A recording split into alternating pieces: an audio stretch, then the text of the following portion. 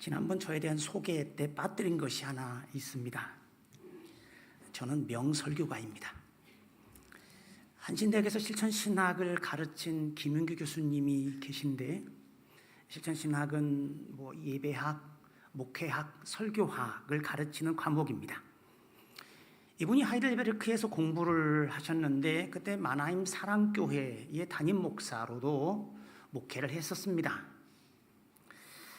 당시 독일교회 목사였던 저는 이 선배 목사님이 목회하는 한인교회의 교인으로 출석을 했습니다. 그런데 한 번은 저에게 주일 예배를 부탁하십니다. 이 디아코니라고 하는 독일 사회봉사국 150주년 기념대회가 있어서 주일까지 거기를 가야 하니 자기 교회를 방문하는 목사 교인이었던 저에게 설교를 부탁한 거죠. 이 주일 예배 설교를 했습니다. 근데 월요일에 만났더니 저에게 이런 이야기 하십니다. 어제 어떻게 설교를 했길래 교인들이 다들 이 목사의 설교가 명설교였다는 거야 하십니다. 제가 뭘 그렇게 감명을 준 설교를 했길래 속으로 생각하면서 뭐가 그렇게 좋았대요? 되물었더니 뭔 설교했는지 기억은 안 나는데 설교가 짧았대. 오늘부터 여러분들은 아마 저의 명설교를 듣게 될 것입니다. 근래에 평생 잊어서는 안 되는 교훈을 받았는데 지난번은 너무나 엄중한 상황에 이 명설교의 범위를 조금 넘어가 버렸습니다. 앞으로 혹 설교가 좀 길어질 것 같으면 누가 저에게 작은 신호를 좀 보내주셔서 제가 계속 명설교자로 남을 수 있도록 해주셨으면 합니다. 사람이 하나님의 형상대로 창조되었다 라는 우리는 잘 알고 있습니다. 보통 이 이야기를 할 때는 우리 인간이 천부적 인권을 말할 때 사용하죠. 보통 사람을 억압하고 차별하는 것을 용납할 수 없다고는 근거로 내세워집니다. 사람은 하나님의 형상을 지닌 존재로서 천하보다 귀하다. 야고보서는 이 근거를 가지고 사람을 저주해서는 안 된다. 하나님의 형상을 가진 사람을 저주해서는 안 된다고 이야기합니다. 이 형상이 뭡니까? 보이지 않는 하나님의 보이는 모습입니다. 우리는 하나님을 볼 수 없는데 그를 아는 대로 지금 옆에 살고 있는 아마 그분을 닮은 아들을 보면 시골에 계신 그 아버지가 우리가 지금 볼 수 없지만 그가 누군지를 알 수 있듯이 우리는 하나님의 자녀입니다. 하나님의 모습이 우리에게서 투영되어 있다는 것이죠. 그러므로 사람은 하나님을 비춰볼 수 있는 거울입니다. 우리가 하나님의 형상, 즉 보이지 않는 하나님의 보이는 얼굴이다. 그런데 우리를 보면 하나님이 보일까요? 우리가 하나님을 닮아 있을까요? 옆에 한번 보시죠. 하나님 얼굴이 이렇게 생겼습니다. 그동안 못 보셨죠? 하나님 얼굴이 이렇습니다. 아니, 여러분들이 하나님의 자녀라면서요. 그런가요? 우리는 서로에게 거울이 되어주고 서로에게 본이 되어주는 존재입니다. 그래서 한 몸을 구성하는 지체 하나가 아프면 손가락이 아파도 온 전체가 아픈 것이고, 또 건물을 지탱하는 부품들이죠. 그거 없으면 무너지는. 우리는 보통 하나님의 자녀라는 말은 자주 하는데 이걸 조금 정확히 얘기하면 신의 아들, 신의 딸입니다. 혹시 여러분 그런 의식을 갖고 사십니까? 내가 신의 아들이야. 내가 신의 딸이야. 왕이신 하나님의 왕자이며 공주입니다. 사실 형상은 원래 어디서 나왔냐면 대제국의 통치자가 식민지에 세워놓은 자신의 상에서 비롯된 개념입니다. 자신이 다스리는 곳의 표시죠. 땅은 하나님의 통치가 이루어지는 그의 식민지이고, 형상이란 말하자면 대리 통치자라는 뜻입니다. 우리를 보면 하나님이 보여야 합니다. 그런데 정말 그럴까요? 교회에 처음 나오는 어떤 신도가 교회 나오니 너무 좋습니다. 하나님이 이런 분이시구나. 근데 그분이 가졌던 가장 큰 불만은 왜 그런 하나님을 아버지라고 부르냐고. 아마도 어린 시절에 아주 아버지와 좋지 않았던 그런 경험들을 가지고 있을지 모르겠습니다. 우리는 그를 제대로 드러내지 못하고 있죠. 그래서 이 바울의 서신들은 예수 그리스도가 하나님의 형상이다. 예수를 보면 하나님이 보인다. 물론 예수님도 말씀하셨죠. 나를 본 자는 아버지를 보았다. 아들을 본 자는 아버지를 보았다.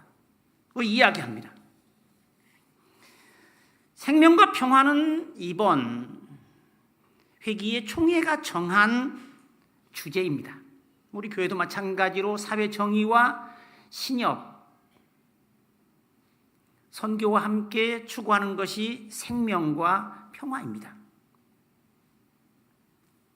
평화를 어떻게 이룰 수 있으며 생명을 우리는 어떻게, 아주 좋은 주제들인데 우리는 어떻게 생명을 이룰 수 있을까?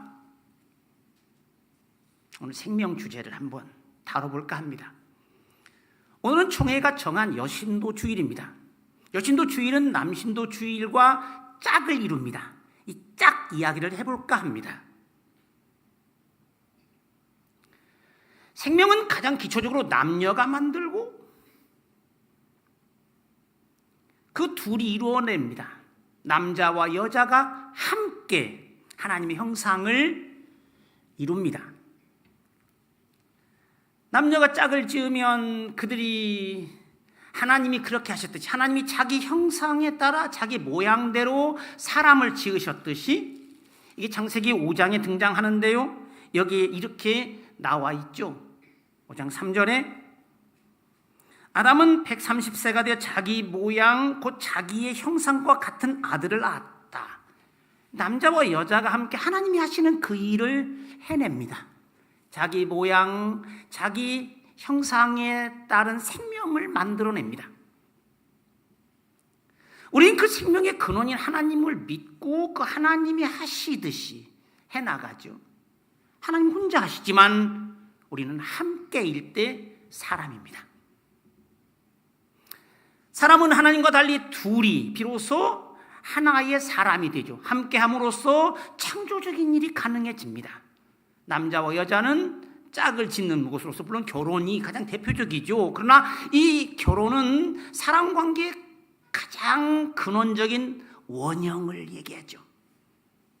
가장 작은 단위, 관계의 축소판. 모든 관계는 그렇듯이 그렇게 되어야죠.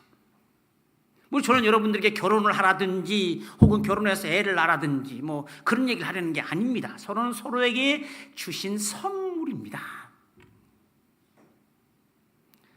사람은 남자와 여자가 함께 하나님의 형상으로 지음받았죠. 우리는 하나님께서 짝지어 주셨다는 말을 듣습니다. 보통 결혼식 때에 듣게 됩니다. 짝짓기의 가장 구체적인 것이 결혼이죠. 물론 남녀 관계가 결혼만으로 설명된다는 말은 아닙니다. 가장 기본적인 그래야 하는 그 관계의 예시다. 이런 뜻이죠. 다 아시는 대로 인간이란 말은 사람과 사람 사이 란 뜻이고 사람 인자도 그렇게 생겼지만 그래서 이 프랑크푸르트에서 유대인 학자로서 유대교를 가르쳤던 마틴 부버도 그 유명한 책 Between Man and Man, 사람과 사람 사이. 결국 우리는 서로 함께 그 일들을 해내죠. 그래서 이걸 공인간성이라고 부르기도 합니다. 남자와 여자가 함께이고 이 둘이 함께 생명을 만들어 갑니다. 여러분, 여자를 창조할 때 도입된 아주 핵심적인 키워드 단어 하나가 뭐냐면 좋지 않았다는 겁니다. 그동안 앞에서 보면 7번까지 좋았다, 좋았다, 좋았다, 좋았다, 마지막엔 매우 좋았다. 그런데 거기서 좋지 않았다는 겁니다. 짝이 없었던 아담 혼자 있는 것이 하나님의 마음에 들지 않았죠. 그래서 아담 혼자서는 완전한 인간이, 아름다운 인간이 아니었죠. 그 여자를 만드심으로 창조는 완성됩니다. 그리고 보통 배필이란 말을 하는데, 이 배필, 조력자, 돕는 이는 사실은 더 크면서 완성시켜주는 이 활용점점이 바로 최고의 창조는 여자의 창조. 짝이란 뜻이고, 남자와 똑같은, 짐승에선 찾아볼 수 없는 이 아담과 똑같은 존재. 사실은 이 유대교들의 탈무드의 논의 보면 왜 여자를 아담의 갈비뼈에서 머리뼈 갖고 해도 되고 발뼈로 해도 될 텐데 갈비뼈에서 했을까? 이 랍비드의 논의 보면 평등입니다. 성평등. 여러분, 이 중에 짝인데 제 집사람이 제 핸드폰에 뭘로 저장이 되어 있을까요? 예? 내 갈비? 갈비 뜯게요? 내 옆편입니다. 뭐라고요? 내 옆편. 좋지 않은 말이 아닙니다. 좋은 말입니다. 좋지 않은 것을 좋게 만드느니, 맛을 내는 소금처럼 설사 부품이라고 표현하더라도 그거 없이는 소위 완성품일 수 없는, 명품 자동차를 그거 없이는 만들 수 없는 바로 그 존재가 여자입니다. 이 본문의 남자와 여자의 히브리어는 사켄 그리고 너크바인데, 이 말에서 사실 오모기와 볼로기, 볼트와 너트처럼 서로 함께 함으로써 짝을 이룸으로써 서로 가치가 있고 작동하는 관계입니다. 사실 이 남자 여자라는 히브리어도 여러분 영어에 보면 프린스, 프린세스 끝에 여성형 ESS 붙이면 여성형이 되듯이 사실 그것과 다를 바 없습니다. 오랫동안 우리 인류의 문화와 역사, 사고 속에서는 실제로 반쪽에 불과한 남자가 인간이었습니다. 전체 인간이었습니다. 이 남자란 무엇인가라는 책을 이 안경환 씨가 서울대학 교수를 하신 안경환 씨 썼지만 근본적으로 그런 책은 존재하지 않습니다. 제2의 성 보부아르의 책 또는 김용옥 씨가 쓴 여자란 무엇인가, 이런 책은 있지만 남자란 무엇인가? 불필요합니다. 인간이란 무엇인가? 이걸로 충분합니다. 왜? 남자가 인간이었고 인간이 사람이 남자였기 때문입니다. 사람이 부모를 떠나 그 아내와 합하여 한 몸이 될 자, 사람이, 남자가 아니라 사람이. 여러분이 프랑스 혁명이 내세운 모토였던 것도 인권도 사실은 남자의 것입니다. 자유, 평등, 우애. 이 우애가 뭡니까? 프레터니티. 프레터니티는 형제의 동지애입니다. 여자는 여기에 들어있지 않습니다. 여러분, 이런 시대에 우리는 살아왔습니다. 딸을 낳으면 하나님이 그 기도를 들어주시지 않은 것이고, 이 중세 다시는 대로 중세 신학 논쟁에는 이런 논의가 많았습니다. 여자에게 영혼이 있을까? 지금 들으면 기가 막힐 일이지만, 아니면 여자는 사람에 가까운가 짐승에 가까운가? 이 로마의 어느 집정관, 전쟁을 수행하러 떠나는 어느 집정관이 임신한 아내에게 쓴 편지에는 이런 문장까지 나옵니다. 당신이 낳은 아이가 아들이면 씻기고 딸이면 죽여라. 우리는 그 시대를 살아왔고 최근까지 그래왔죠. 남자가 부엌에 엄보가 떨어진다든지, 또 아들을 낳침에 소박을 맞았다든지, 최근 이야기들입니다. 전에는 역할을 비롯해 모든 것이 뚜렷하게 구별되었습니다. 예외적인 경우에는 늘 여자를 앞에 붙였죠. 여교사, 여자 트럭 운전사, 여자 버스 기사. 여러분이 유럽은 대부분 국방부 장관이 다 여성들입니다. 대부분이다. 그리고 2005년도에 독일의 올해의 단어가 여수상이었습니다. 그 전까지 이 단어가 존재하지 않았습니다. 그래서 그 해의 단어가 여수상. 이게 최근 일들입니다. 오래된 게 아닙니다. 여러분 아는 대로 거의 최근까지 여성들은 발언권조차 없이 희생을 강요당해왔죠. 여러분 최고의 선진국으로 여겨지는 스위스에서도 여자들에게 투표권이 주어진 것이 1971년입니다.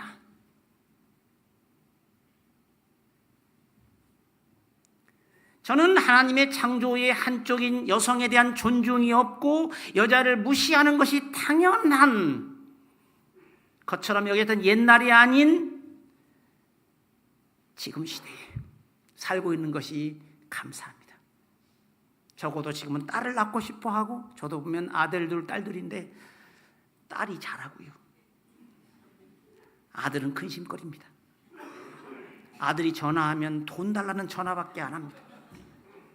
진보적인 교회에 속한 우리는 어쩌면 제대로 의식하고 있지 못할지 모르지만, 물론 극보수가 아닌 진영에 속한 것을 감사해야 하고, 바로 그 나쁜 중세의 전통을 지금까지 간직하고 있는 집단이 극단의 보수교회들입니다. 여러분, 그들과 접할 기회들이 많지 않아서, 그러나 낡은 관념에 갇힌 극우 집단이고, 그들에게 여성을 비하하는 것은 일반화되어 있고, 그런 부류의 사람들 오히려 높여보는 천박함이 거긴 현실입니다. 성서의 이름으로, 신앙의 이름으로 여성 성직자는 단호하게 거절되고 여자는 사람 취급을 받지 못합니다. 다른 대로 2003년도 예장 합동 총회장의 비하 섞인 발언, 어디 여자가 이 강대상에 올라오고, 그래서 받은 비판이 여성 비하 생명 경시였죠. 이게 사실은 카톨릭의 전통이죠. 사제가 될 수 없는 이들. 여자는 빵을 구울 수는 있으나 나눠줄 수는 없다. 아주 뒤떨어진 이 인권의 사각지대가 교회라는 겁니다. 하나님이 정말로 남녀를 똑같은 짝으로 삼아주셨다고 믿으십니까? 여성성은 모성과 통합니다. 아내와 어머니는 생명에 대한 사랑과 위로에 있어서 연결성을 가지죠. 여성성이 크죠. 탈무드에 이런 말이 나옵니다. 하나님이 세상을 사랑하셔서 세상을 다스리도록 하시기 위해 남자와 여자와 어머니를 만드셨다. 저는 감히 보이는 하나님을 말하게 될 때 제 어머니를 늘 떠올립니다. 제가 전에 섬기던 교회에서 여러분 혹시 하나님의 얼굴을 보셨습니까? 라고 묻고 어머니의 사진을 제가 띄워드렸습니다. 이분이 하나님을 가장 닮은 분입니다. 가장 닮은 그분. 오랫동안 여성들은 모성으로 허드렛 일을 해왔죠. 생명을 보담고 살리는 것은 여성이 천부적인 품성으로 하죠. 하나님 마음입니다. 생명을 보담고 살리는, 여러분, 긍휼이란 말이, 하나님의 긍휼이란 말은 어머니의 태란 뜻입니다. 똑같은 단어입니다. 생명의 주머니, 삶을 지키고 유지하게 하는 그 힘, 지금은 여러분 가사노동의 가치를 인정해 주지만 하찮은 듯 보이지 않았던 그 일을 통해서 가족을 살리고, 그래서 우리 그것을 살림이라고 부릅니다. 살림.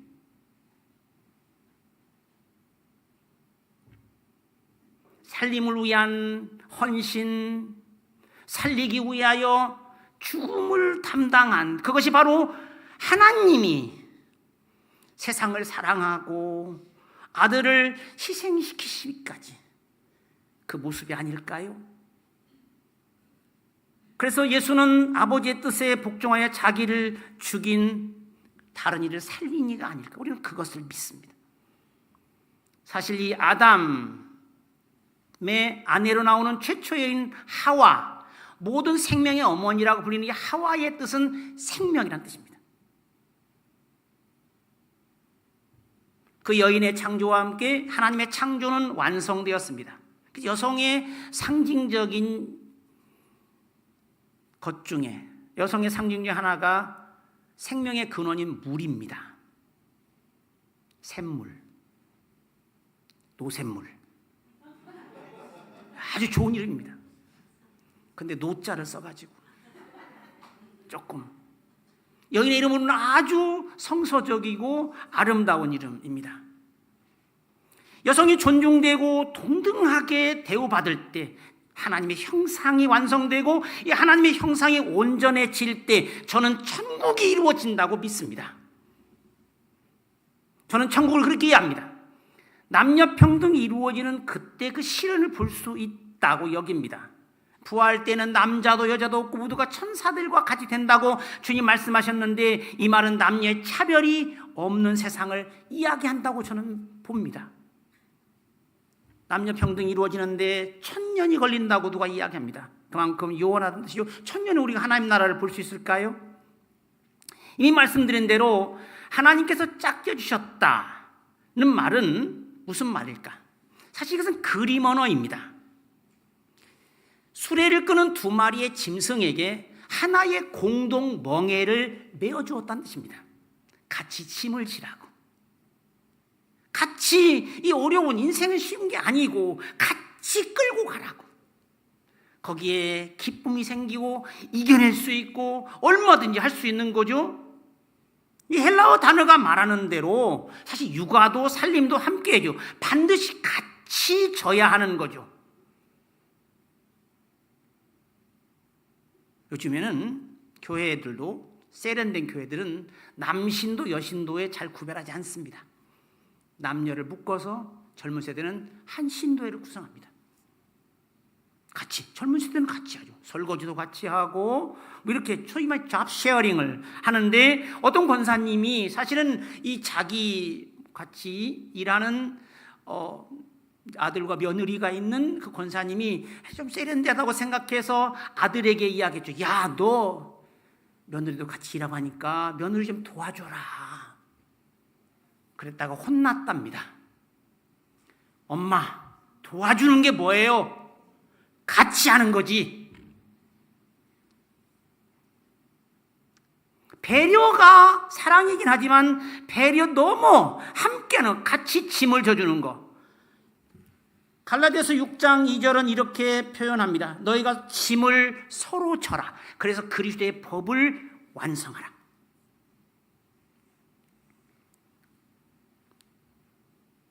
혹 진보적이라고 여기는 우리 교회의 남성들의 깊은 의식 속에서도 혹시 지배하고 억누르고 폭력적인 남성성이 우월하다고 여기는 이들이 있을까요? 이 안경환 씨가 쓴 남자란 무엇인가의 책에 보면, 남자, 권력이라는 괴물에 사로잡히다 라는 소제목이 있습니다. 남성성을 고발하죠. 시대는 바뀌었지만 의식이 바뀌지 않았음. 우리는 최근에 이 민주주의 퇴행과 관련해 보게 됐죠. 환경과 제도는 급격한 진보를 이루었으나 깊은 곳에서 우리 의식은 따라가지 못합니다. 민주화가 이루어진 것 같았지만 독재적 사고로의 회귀가 얼마나 빠른지 우리는 지금 이걸 보고 있죠. 윤석열 한 사람의 문제가 아니라 그는 어떤 형태로든 정리가 되겠지만 그와 함께 또 그가 재직하는 동안 이루어진 이 민주주의 후퇴가 저는 더 걱정입니다. 여러분, 여성가족부 폐지 공약에서 상징적으로 드러나는 이 여성 혐오, 여혐 또는 안티페미니즘이 보여주듯이 여전히 여성을 아래로 보는 낡은 옛 문화가 지배합니다.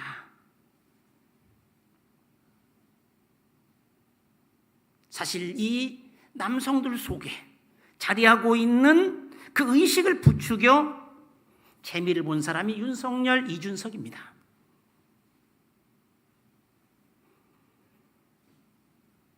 여성을 동등한 짝, 파트너로 보는 대신에 아래로 보는 문화가 속에서부터 지배하고 있다는 것이죠. 시대가 달라져서 겉으로는 말하지 못하지만 이 우리 자신이 들여다볼 수 있는 저 내면 무의식에 남아있는 남자의 동등한 짝인 여자에 대한 뿌리 깊은 무시. 아내는 자식을 더 낳기 원하고 남편이 더 낳기를 원하지 않는다면 누구 이야기를 들어야 할까요? 아내는 더 갖겠다 하고 남편은 그만 낳자 하면, 탈무드에는 생명을 받고 키우는 사람, 즉 말하자면 고생하는 사람이 선택해야 한다. 저도 사실은 아이가 넷입니다. 그래서 애국자라는 이야기도 듣고, 비행기에서 어떤 분을 만났더니 아저씨는 부자인가 봐요 라고 이야기 들었습니다. 사실 저는 하나만 낳으려 했습니다. 아무 생각 없이 우리 시대의 아들로서 하나만, 안 낳을 수는 없고 하나 정도. 근데 이거 집사람의 주도에 의하여 주도권을 거기 쳤습니다. 세상의 구세주는 참 믿음의 여인 마리아를 통해 이루어졌고, 부활의 첫 증인들도 용감한 여인들이었습니다. 탄핵 집회에 주된 참석자들도 2030 여성들입니다. 국회와 광화문, 남태령 등의 그들의 비율이 가장 많았습니다. 그들이 역사의 주역이 되고 있습니다.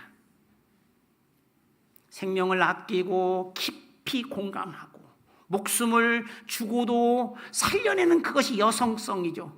한 가지 이야기만 하고 마칠까 합니다. 인도의 선교사인 선다스칭의 이야기인데, 그가 어떤 사람과 함께 겨울철에 히말라야 선교 여행을 걷고 있었죠. 길을 가다 보니 그 너무 추운데 길가 옆에 누군가 한 사람이 쓰러져 있는 것이 보입니다. 그래서 말하죠. 저 사람을 데려갑시다. 가보니 그 사람이 얼긴 했지만 죽은 상태는 아니죠. 그래서 어떻게 하나요?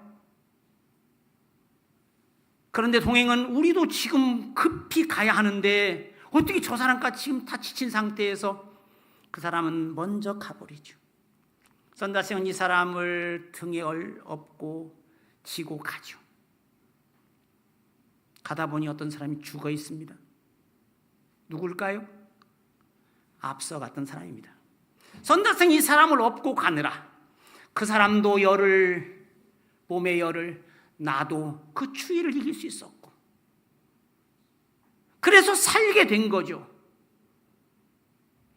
하나님의 마음인 긍휼이 바로 그거고, 그래서 교회를 하나님의 품이라고 표현하죠. 교회가 그렇죠. 이 교회는 여성형입니다. 루터는 개신교회를 어머니에게서 쫓겨난 딸의 교회라고 불렀습니다.